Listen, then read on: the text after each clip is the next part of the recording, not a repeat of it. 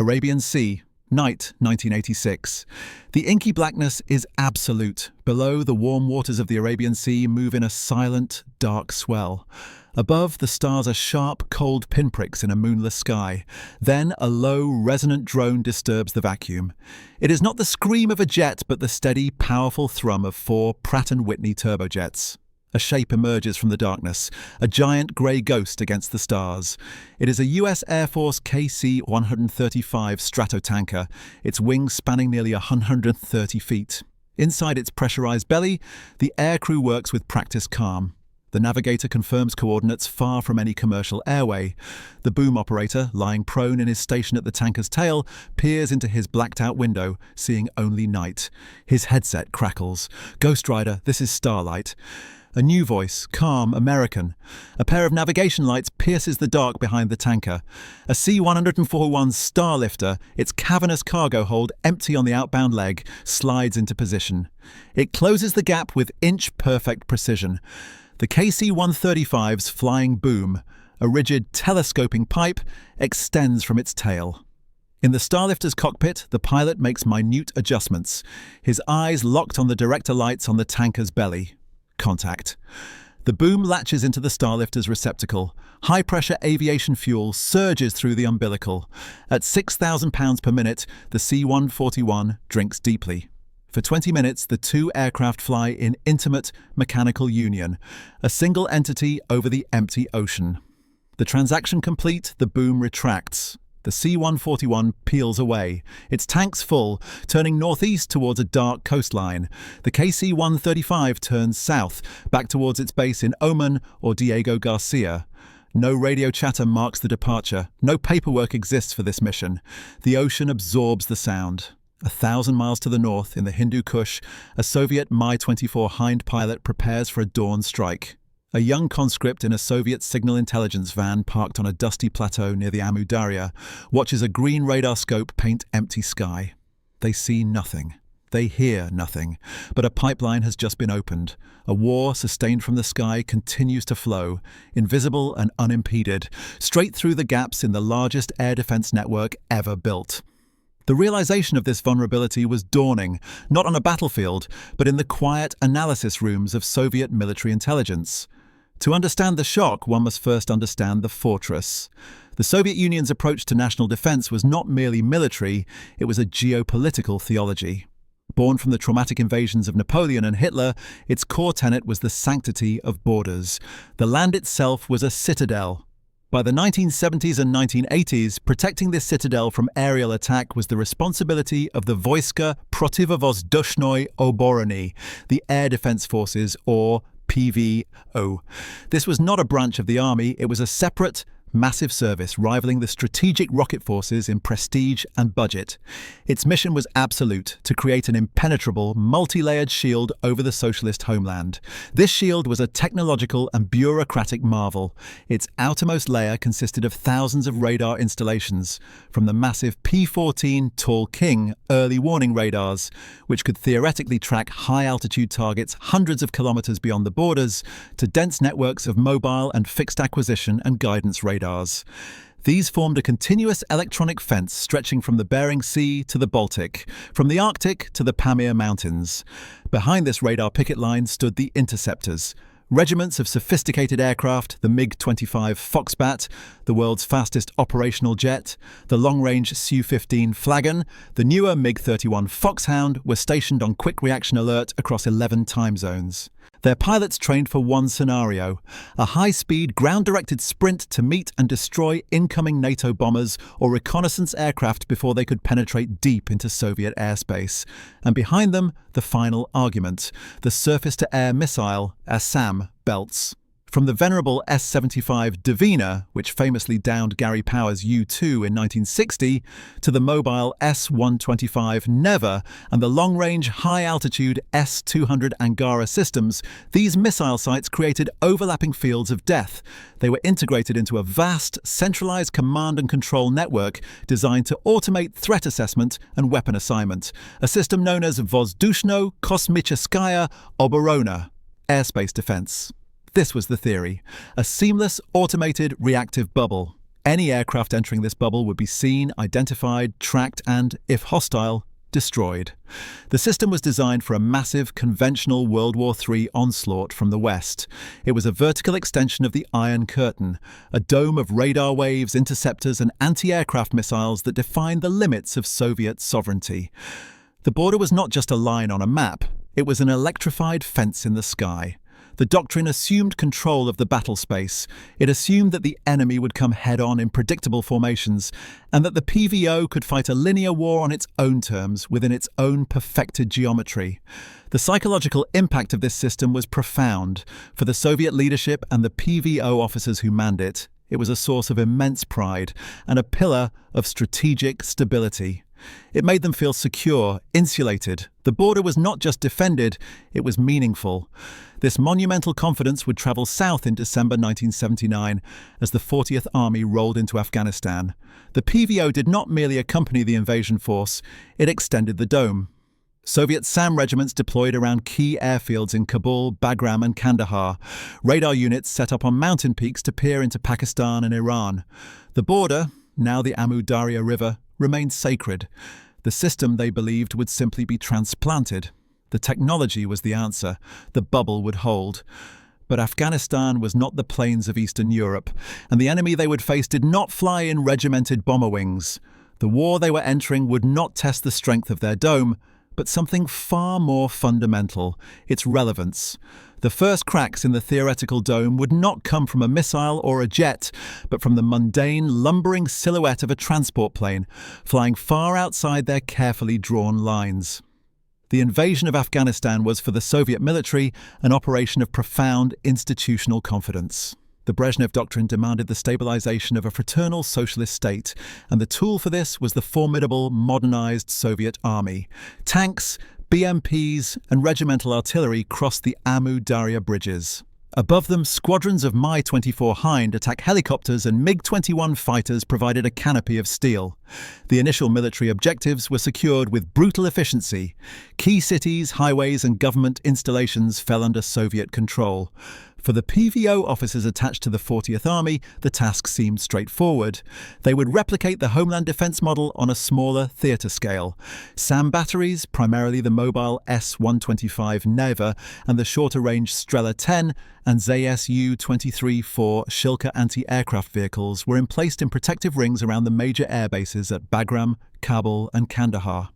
Their radars, like the flat-face and spoon-rest acquisition systems, began sweeping the skies, integrating their data into a local command post. The theoretical bubble was now operational over Afghanistan, but reality immediately began to fray the edges of the theory. The first, most fundamental problem was the terrain. The Hindu Kush was a nightmare for radar. The jagged peaks created vast shadow zones, entire valleys and approach corridors where aircraft could fly completely masked from ground-based sensors. A Mujahideen supply column could be moving just 10 kilometers from a radar site, but on the other side of a 4,000-meter mountain, rendering it electronically invisible.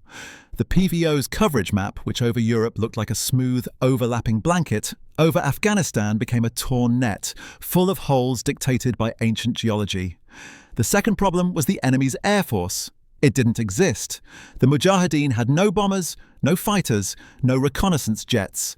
The primary aerial threat to Soviet forces was not from an opposing air force, but from their own overwhelming air supremacy, used in a tactical ground support role. The PVO's exquisite systems, designed to detect high-speed, high-altitude intruders, were largely irrelevant against the enemy they actually faced, a guerrilla force on the ground. Yet aircraft were supplying that enemy. From the earliest days of the war, Soviet pilots and intelligence officers reported trails of pack animals moving from the Pakistani border regions deep into the interior. The volume and consistency of these supplies suggested a logistical pipeline far beyond what could be carried on the backs of mules. The Mujahideen were receiving weapons, ammunition and medical supplies of Western origin: Belgian FN Fail rifles, British blowpipe missiles, American M16s and, most ominously, Egyptian and Chinese manufactured versions of the Soviet RPG-7 and AKM.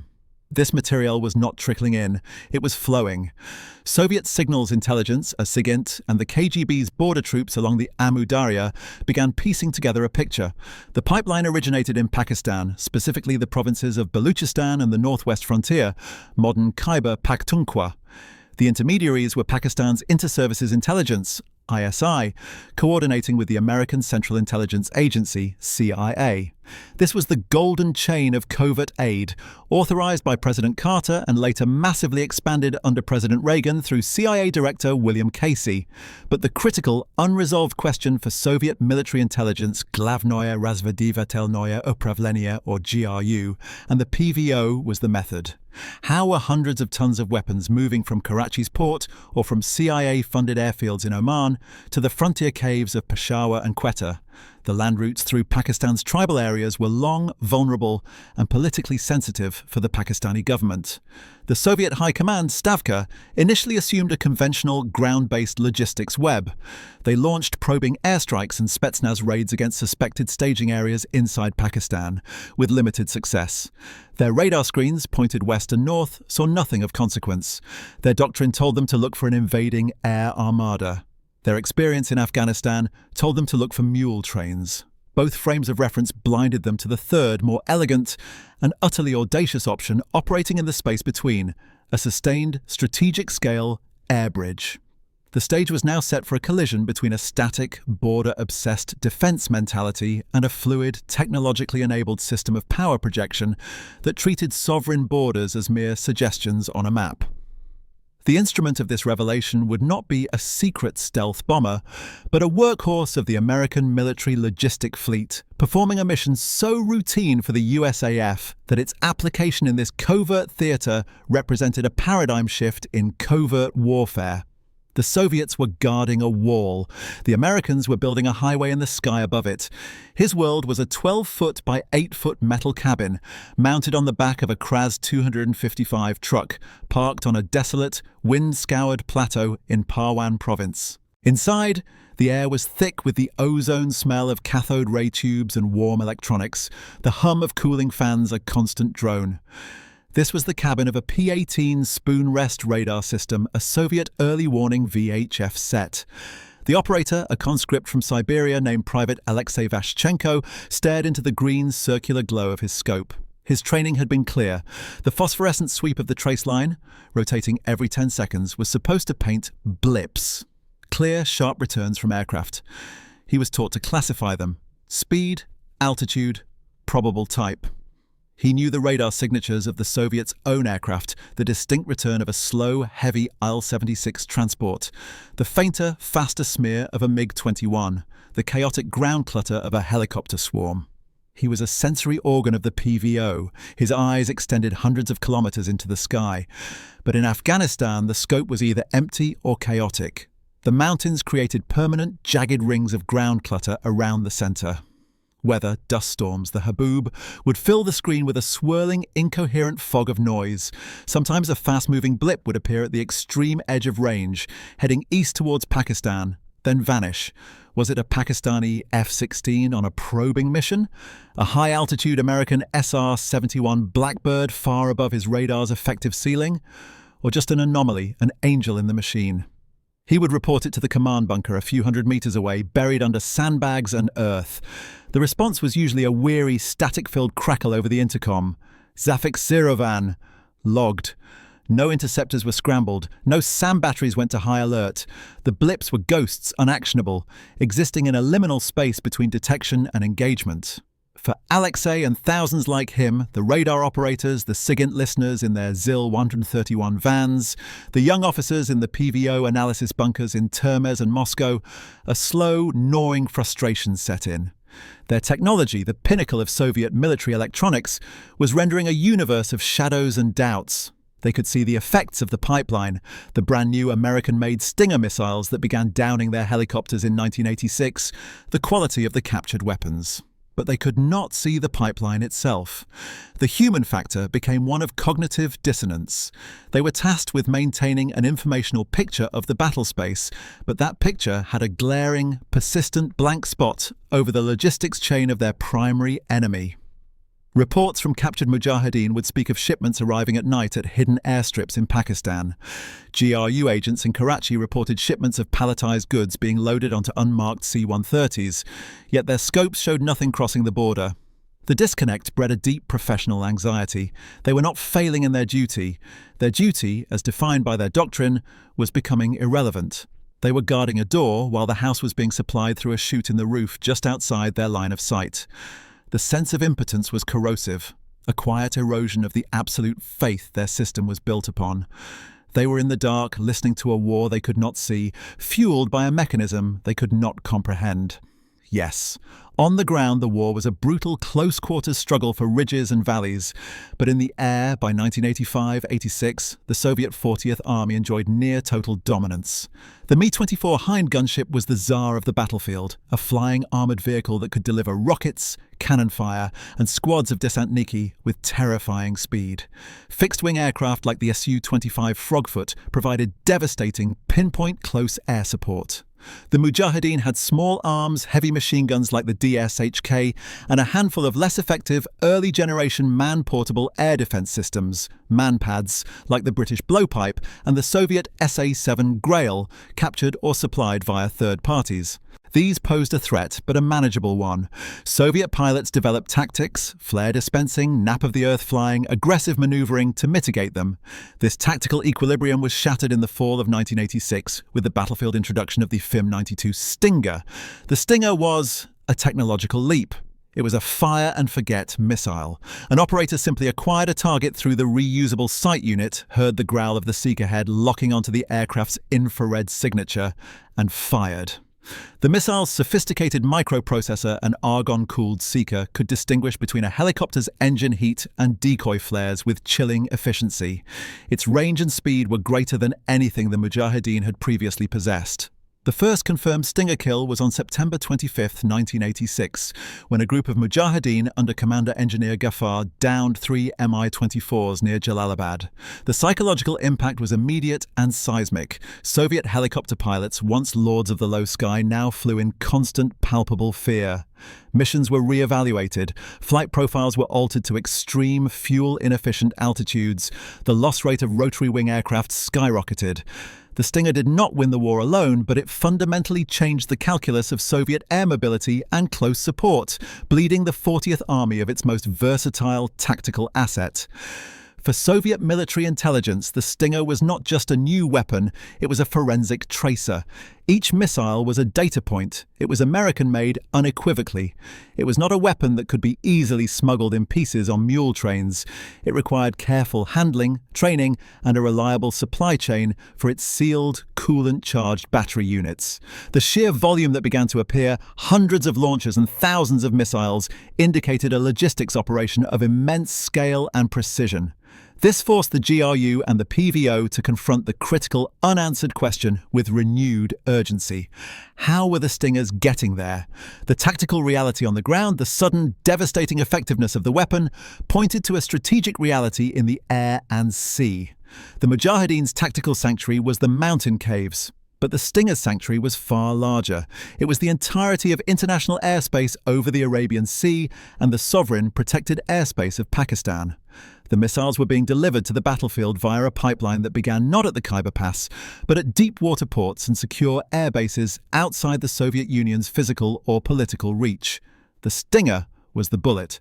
But understanding the gun required looking not down the sights, but back along the entire, invisible supply chain, a chain that originated in the USA and terminated in the Hindu Kush. Without ever crossing a border, the PVO was designed to defend. The weapon's effectiveness on the tactical level was the blinding flash that finally illuminated for Soviet analysts the profound strategic vulnerability their static border defense model had created. They were fighting the endpoint of a global system, a system that operated with impunity in the vast, unguarded spaces between their fortified borders. The unsung protagonist of this strategic revelation was not a fighter or a spy satellite, but a derivative of the Boeing 707 airliner, the KC-135 Stratotanker. By the mid-1980s, the USAF's tanker fleet, primarily the KC-135 and the larger KC-10 extender, constituted the largest aerial gas station network on the planet. It turned tactical aircraft into strategic assets and made global reach a routine, almost mundane, operational fact. The KC-135's utility in the covert Afghan pipeline was multifaceted and profound. Its primary mission was endurance extension. The workhorses of the logistics chain were the C-141 Starlifter and later the colossal C-5 Galaxy. Flying from the United States or from European depots, these transports could not make the long, politically sensitive journey to Pakistan non-stop while carrying a maximum payload. They required refueling. The tankers met them over the mid-Atlantic, the Mediterranean, and most critically, over the empty expanse of the Arabian Sea. This created a closed-loop sovereign system. The transports could fly from a friendly base like Ramstein in West Germany or Incirlik in Turkey, refuel in international airspace from a USAF tanker, proceed to a discreet landing at a Pakistani airbase such as Quetta or Pasni, offload their cargo for the ISI, and then, after a quick turnaround, be refueled again for the return leg. At no point did they need to land in a potentially compromising neutral country. The entire logistical umbilical was American, military, and airborne. The second technological factor was electronic invisibility. The KC-135s and their transport clients operated under strict emission control, EMK-ON protocols. Over the refueling tracks, radio silence was absolute. Navigational updates came from inertial systems and later, secure GPS precursors. The tankers used their radars sparingly. To a Soviet SIGINT station in southern Afghanistan or on ships in the Indian Ocean, these flights were spectres. They might detect a brief, ambiguous radar blip or an intermittent communication burst, easily dismissible as commercial maritime or air traffic. The tanker tracks were plotted far from normal airline routes. In empty oceanic sectors, the Soviet PVO had no reason to continuously monitor. Their technology was not stealthy in the sense of radar-absorbent materials. It was stealthy through procedure, geography, and the sheer, overwhelming vastness of the operational theatre. They hid in the blind spots of a system designed to look for threats, not supply chains. Finally, there was the organizational technology. The USAF's Air Mobility Command, AMC, and its seamless integration with CIA logistics. This was the black box the Soviets could not decipher. It was a bureaucracy of secrecy and efficiency. Flight manifests were falsified or compartmentalized. Maintenance and crew rotations for aircraft on the Pakistan run were handled through opaque channels. The tanker crews themselves often knew only that they were supporting a special assignment, requiring extended orbits over grid coordinates provided without context. The system was designed to have plausible deniability baked into its very operation. Even if a Soviet agent observed a C-141 landing in Pakistan, the paperwork trail would lead to a dead end, and the aircraft's point of origin, after multiple mid-air refuelings, was effectively untraceable. Thus, the technological angle was a double revelation for Soviet analysts. First, it was the tangible capability of the KC-135 to enable this global air bridge. But more insidiously, it was the realization of the systemic capability it represented. A mature, reliable, and nearly invisible infrastructure for sustained power projection. The PVO's radars were looking for missiles and bombers. What they needed to find, but could not, was a scheduled, high-volume commercial freight service for weaponry, operating with military precision under a blanket of sovereign secrecy. The Americans hadn't just built a better missile, they had built a better highway, and it flew. Beyond the single aircraft or the specific mission lay the true strategic shock, the network. The CIA, in partnership with the USAF's Air Mobility Command and Pakistan's ISI, had not established a single route, but an entire, flexible, and resilient aerial logistics ecosystem. This network turned the geographical advantages of the United States, distant, secure basing and command of the global commons, into an unassailable covert warfare tool. The network's nodes were a study in global reach and political maneuvering. At its origin were depots in the United States and NATO allies in Europe, where weaponry was procured, palletized, and loaded. The journey then moved through a series of forward staging points. These included bases like Incirlik in Turkey, a key NATO asset, and later more discrete locations like RAF Akrotiri in Cyprus, or even facilities in Egypt, secured through back-channel agreements. The final, most critical nodes were the delivery airfields inside Pakistan, Pasni on the Makran coast, a remote facility perfect for covert maritime air transfers, Quetta, and eventually even more forward strips near the border. Each node existed in a different political and defensive context, but all were outside the Soviet sphere of influence and, crucially, outside the engagement envelope of the PVO. The KC-135 tankers were the connective tissue of this network. They operated from their own dedicated nodes, Masira Island off Oman, a barren British-leased base perfect for projecting power into the North Arabian Sea, Diego Garcia, the isolated atoll in the central Indian Ocean, a sovereign British territory that functioned as an unsinkable American aircraft carrier, and even from Saudi Arabia under secret agreements. From these sanctuaries, the tankers would launch to pre-arranged anchor points, designated blocks of airspace over international waters. The system operated like a covert aerial bus service, with the tankers as mobile depots that could adjust their orbits based on weather, threat perception, or transport schedules. This network possessed a devastating strategic quality: asymmetry. For the Soviet Union to interdict this pipeline, they would have needed to escalate to a level of conflict they could not afford. To strike the tankers, they would have had to send naval aviation or long-range aircraft over international waters or into the sovereign airspace of US allies, risking a direct US-Soviet confrontation. To strike the delivery airfields in Pakistan would have been an act of war against a nominal US ally, with incalculable geopolitical consequences. To attack the staging bases in Turkey or Cyprus would have been an attack on NATO itself, the trigger for World War III. The PVO's entire doctrine was predicated on the defense of sovereign Soviet territory, but the American network exploited sovereignty, the sovereignty of the US, of Pakistan, of Oman, of international airspace, as a defensive shield. The Soviets were trapped by their own paradigm. Their formidable military power was confined by political borders and the logic of escalation dominance. The American covert network, however, operated in the gaps between those borders, in the grey zones of deniability and alliance politics. Thus, the realization that dawned in GRU analysis centers and PVO command bunkers was not merely about a vulnerability in radar coverage, it was about a vulnerability in concept. They had built a Maginot Line in the sky, a magnificent, technologically advanced fortress, and the Americans, with their flying gas stations and global scheduling, had simply flown over it. The network demonstrated that in the late Cold War, influence and warfare could be projected via a sustained, bureaucratic, and logistically perfect system that treated the Soviet Union's most cherished strategic principle, the inviolability of the border as the line of defense, as an irrelevance. The war was being lost not because their borders were weak, but because, in this new form of conflict, borders no longer mattered.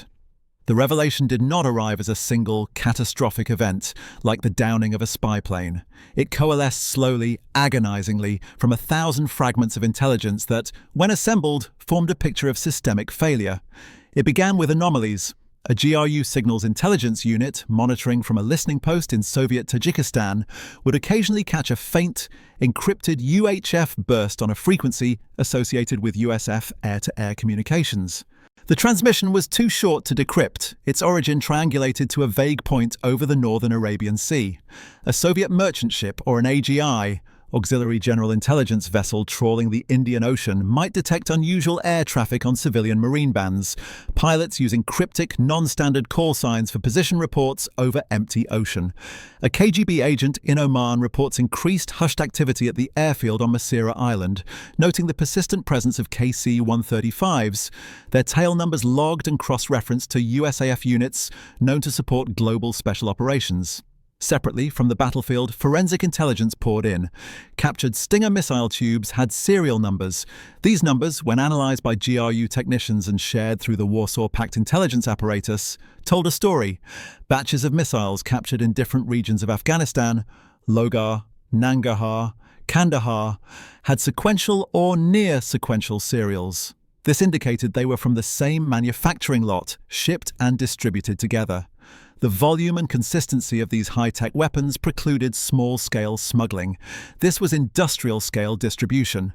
The critical synthesis likely occurred in the analytical cells of the GRU's 6th Directorate, Electronic Intelligence, and the PVO's own intelligence arm, in locations like the massive headquarters at 46 Tverskaya Street in Moscow or the PVO Command Center in Akhtubinsk. Analysts, likely mid-level colonels with access to compartmentalized streams of data, began layering these fragments onto maps. They plotted the SIGINT hits over the Arabian Sea. They marked the positions of US tanker bases at Diego Garcia and Masira.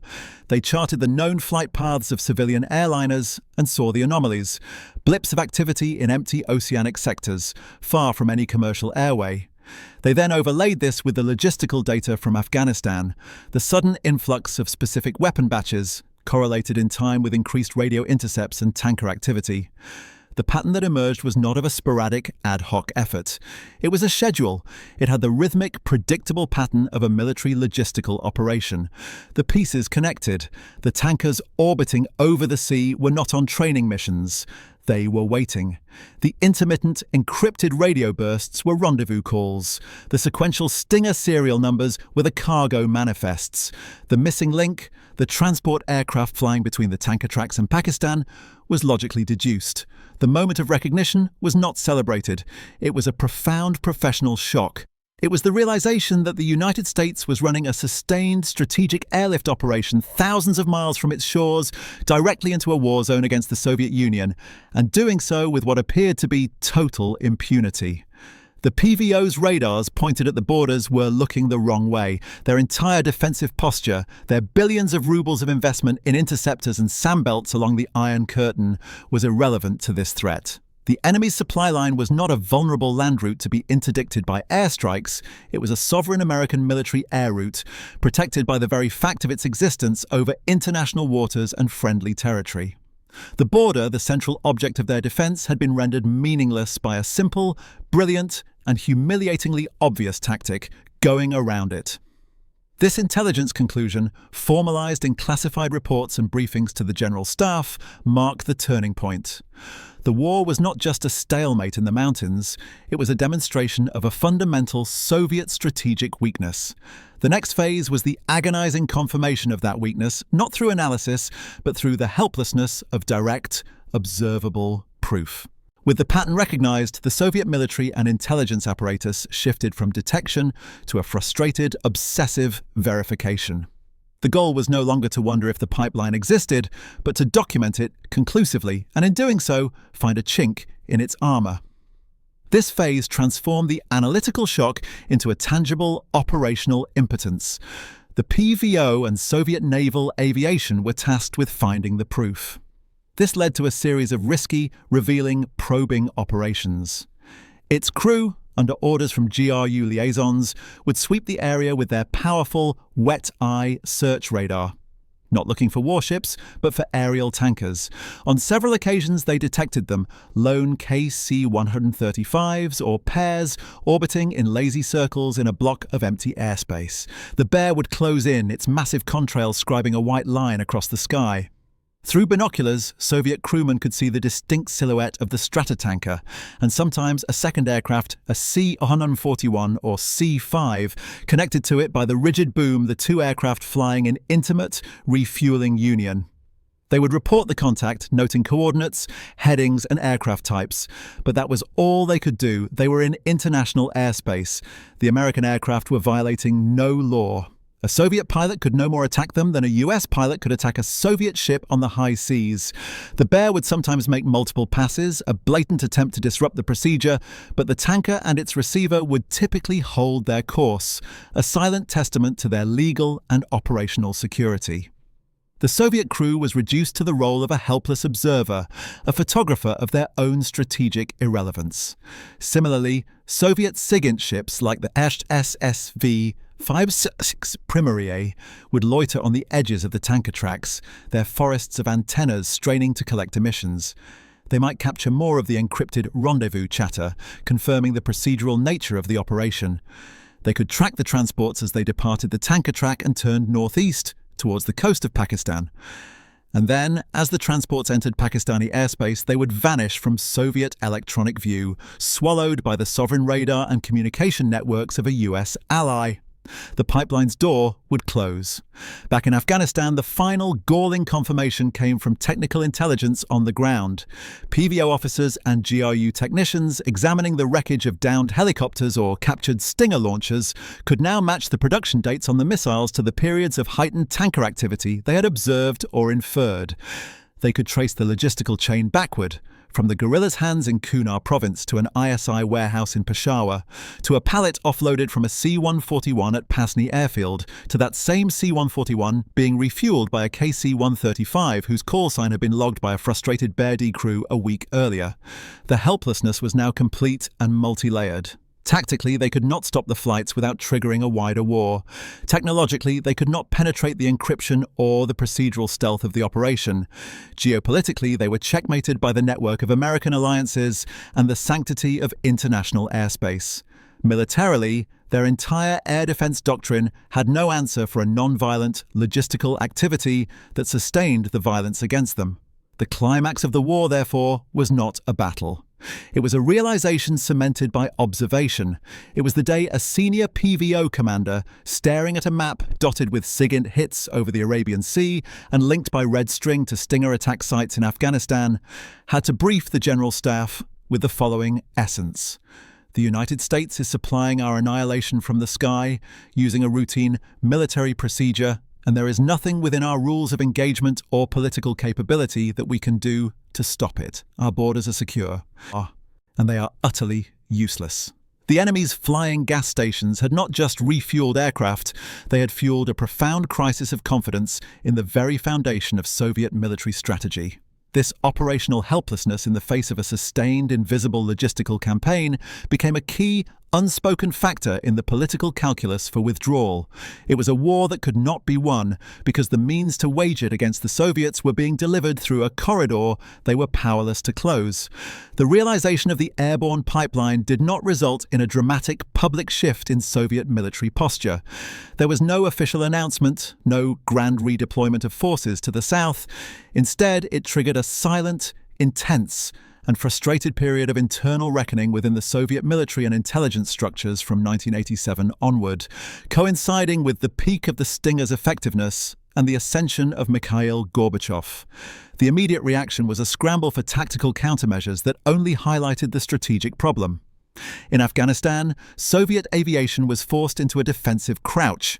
Helicopter operations became more hazardous and less effective, relying on higher altitudes, night operations, and complex flare dispensing routines. The cost of doing business skyrocketed, both in terms of fuel and lost aircraft. Efforts to jam Stinger seekers were initiated, but the fire-and-forget nature of the weapon made electronic warfare only partially effective. Special Forces, Spetsnaz raids were intensified to hunt for Stinger teams and supply caravans, but these were costly reactions to a symptom, not a cure for the disease. They were swatting at mosquitoes while the swamp, the logistical network, remained untouched. Within the PVO and GRU, the focus turned to intelligence penetration and disruption.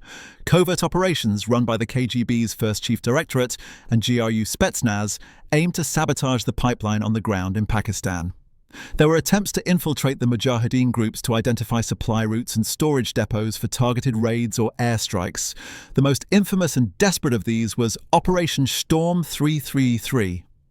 In a different sense, not the 1979 Palace assault, but a series of planned sabotage missions against Pakistani port facilities and airfields, which were largely vetoed by the political leadership for fear of catastrophic escalation. The political will to directly attack Pakistan, a US ally, was absent. The Soviets were trapped by the very rules-based international order they often derided. The Americans were using it as a weapon. This period also saw a frantic behind-the-scenes technological assessment.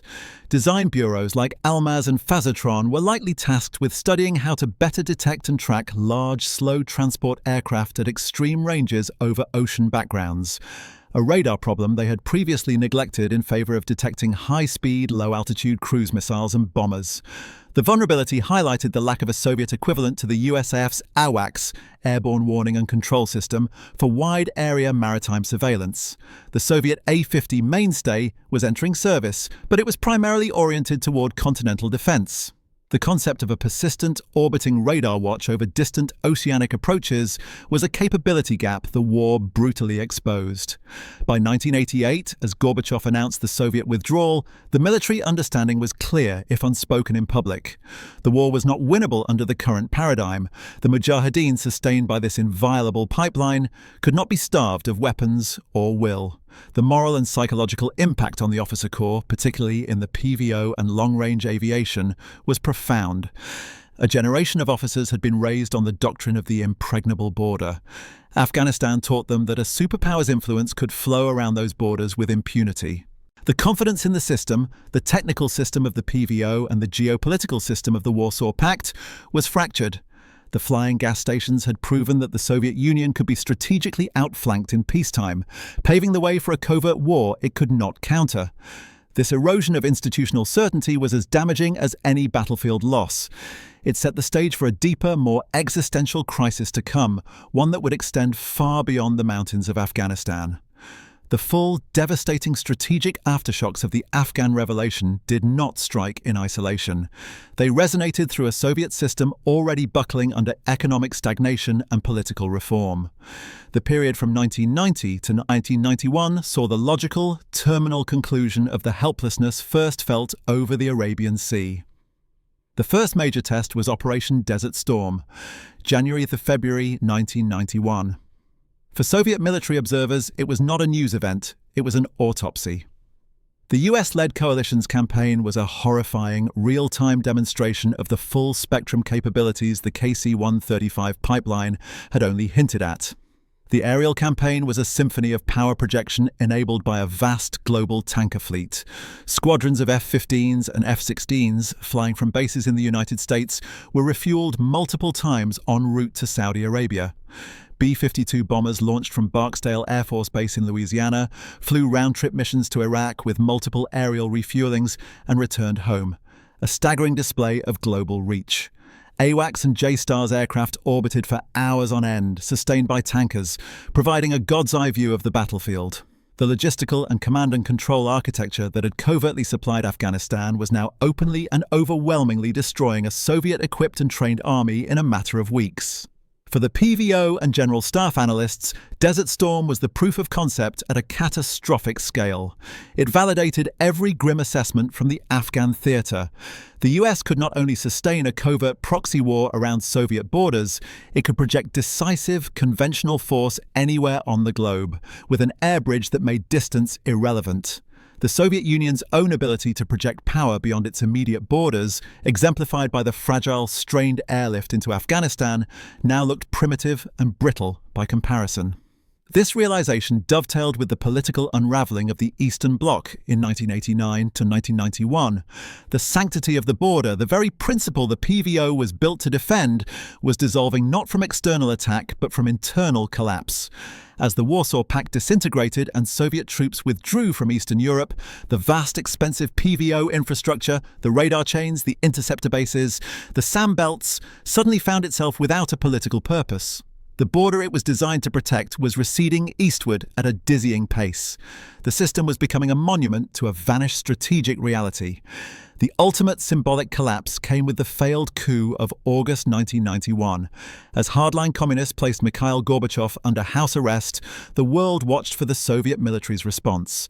Notably, the formidable PVO and the strategic rocket forces played no decisive role. The paralysis of the state was mirrored by a paralysis of its most rigid, border-focused institutions. They were built to defend against an external enemy crossing a clear line. They had no doctrine, no mechanism, and arguably no will to intervene in a chaotic, internal political struggle. The myth of the military as the ultimate guarantor of the state was shattered. By December 1991, when the Soviet Union formally dissolved, the lesson of the flying gas stations was complete. It had demonstrated that, 1, geographical depth was obsolete. In an age of aerial refueling and global alliances, an enemy's logistical and operational reach could bypass territorial depth entirely. 2. Static defense was bankrupt. A military structured around the static defense of borders was useless against threats that operated in the global commons, international airspace, sea lanes, or within the sovereign territory of allies. 3. The cost curve was unsustainable. Maintaining the massive continent-wide PVO system to guard against a diminishing threat, while the US built agile, projectable networks, was an economic drain the faltering USSR could no longer bear. The Afghan pipeline did not cause the collapse of the Soviet Union, but it served as a critical diagnostic, exposing a fatal sclerosis in Soviet military thought. It proved that their formidable fortress had no roof. The subsequent events of 1990-91 simply revealed that the walls were crumbling too. The helplessness first felt by a radar operator in Afghanistan became the defining condition of a superpower in its final days. The story of the Soviet Air Defense Forces and the American aerial refueling network is ultimately a parable about the nature of power in the modern world. It is a clash between two competing visions of security, one defined by the rigid defense of territory, the other by the fluid projection of influence. The PVO's vast static dome was a masterpiece of 20th century industrial age warfare. It was a system of immense physicality, concrete bunkers, fixed radar towers, hardened missile sites, interceptor bases anchored to the soil of the motherland. Its psychology was one of siege, of fortification, of drawing a line and daring the world to cross it. It was the ultimate expression of a continental power seeking safety within its own immense borders. The American tanker network, by contrast, was a system of mobility and connection. Its power derived not from fortification, but from access. From bases and alliances spanning the globe, and from the command of the international airspace that connected them. The KC-135 was a tool of empire not through occupation, but through linkage. It represented a maritime power's mindset applied to the skies. Mastery of the commons, the ability to move freely and sustain operations in the spaces between nations. Its psychology was one of reach, of initiative, of defining the battlefield on its own terms, far from home. Afghanistan became the cruel experiment where these two paradigms collided. The Soviet system saw a border, the Amu Darya, and fortified it. The American system saw a problem, a landlocked conflict zone, and engineered a logistical solution that treated borders as minor inconveniences to be overflown. The most telling outcome was not the success of the Stinger missile, but the utter inability of the Soviets to interdict the routine, almost bureaucratic flights that delivered it. In the end, the flying gas stations revealed a truth that transcends the Cold War. In an interconnected world, security can no longer be found solely behind walls, no matter how high or technologically sophisticated. True strategic resilience lies in adaptability, in the capacity for reach, and in the strength of the networks, of alliances, of logistics, of information that allow a nation to act beyond its shores. The Soviet Union learned at immense cost that you cannot defend a territory from an idea or from a supply chain that orbits in the darkness over the open sea. The green glow of the radar scope in Afghanistan faded long ago. The last Soviet soldier crossed the Friendship Bridge in 1989, but the lesson endures. That the most profound vulnerabilities are often not in the strength of our walls, but in the limits of our imagination. The domes we build in the end only ever shield us from the threats we can foresee. The future, however, has a habit of arriving from an unexpected direction, carried on a familiar droning sound high above in the unconquered sky.